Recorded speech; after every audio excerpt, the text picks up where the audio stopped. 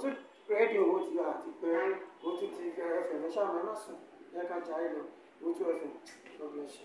Kálẹ̀ nílẹ̀ wọn máa ṣíwò ní súnmọ́ra kọ̀mí ọ̀jọ́ ara ìlú wa ọba kéékèèké wọn ní àtàn kẹtẹ ilé adé ńláńlá níbẹ̀ lérí ọba sanmọ́ra ọkọ̀ mi ọmọ ètò òye lẹ́yìn lọ́kọ̀ ọmọ àdọ́kọ̀ níbi owó pé sọmọ tọrún bẹ́ẹ̀ ni mo ti dọ́kọ̀ lérí ìràwé ǹjẹ́ kí yẹn ní ìmọ̀ ẹ̀gbọ́n ìsinmi ọmọ kọ́ọ̀dì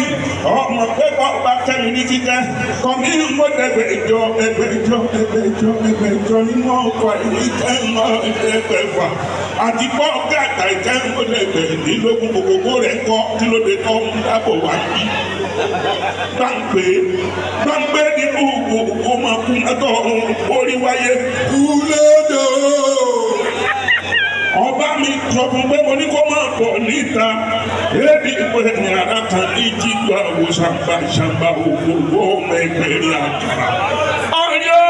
bí báńkì ọlọ́wọ́ éèdì gbọ́ máa bọ̀ lọ́dọ̀ mi ikú òní rí ìgbà lọ́wọ́ mi lágbára ọlọ́run ọba mo bẹ̀yìn èyí ò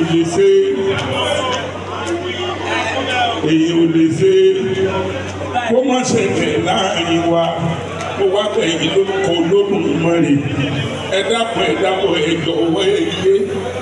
ẹ dákun ibi ó bá fi sí ẹ jẹ́ àgbà fọ́dọ̀ wọn bá nígbòtọ́ lọ́wọ́n bá ẹni gbogbo sọ fọ́ bí mo ti ń rí ọ̀rí ẹ̀kọ́ mi ọmọ èdùgbòye ọmọ aṣíwọ́ ní mo sọmọdé sọ fọ́ bí mo ti wí ó yẹ ìgbìmọ̀ra yìí kó tán bẹ́ẹ̀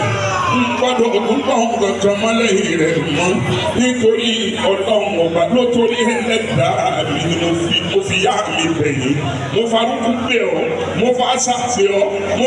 fẹ́ fún bàbá mi pè ọ́ ayé ọba dùn lọ́ba lọ́rọ̀ bàbá mi ní eégún ńlá ọ̀gbà kókó lẹ́ka àkọ́kọ́ jẹ bàbá ọ̀jẹ̀ ìjẹ́ bàbá làǹtì eégún ní bí mo mọ̀ fún làbí èdìbò gbogbo dábòdábò òfin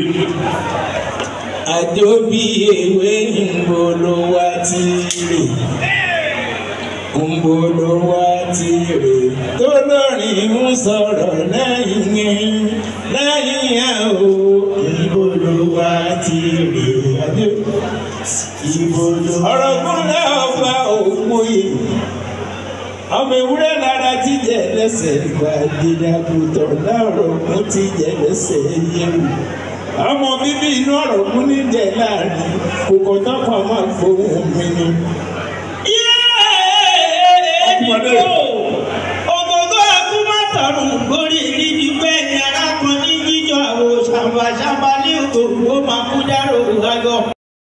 Owutu FM Owutu FM ó bẹ ní Kòròdú lágíríkì Owutu FM bàbá màmá ẹ̀gbọ́n pẹ̀lú àbúrò